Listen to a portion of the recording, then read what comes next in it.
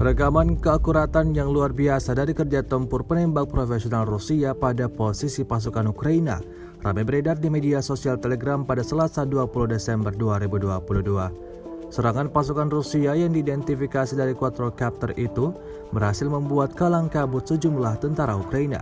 Seperti yang tampak dalam rekaman, granat yang dilemparkan mendarat tepat pada posisi sekelompok tentara Ukraina berada.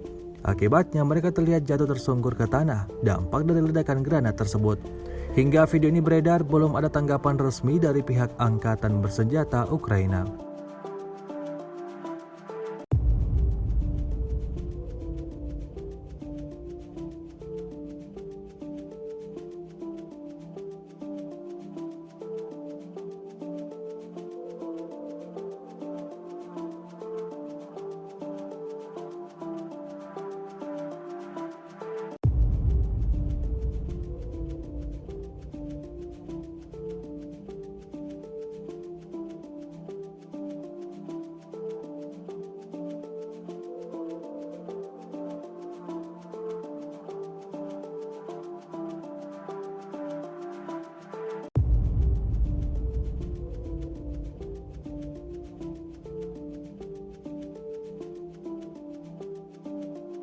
Rusia melaporkan secara total 344 pesawat Ukraina dan 184 helikopter, 2.684 kendaraan udara tak berawak, 398 sistem rudal anti pesawat dieliminir sejak awal operasi khusus.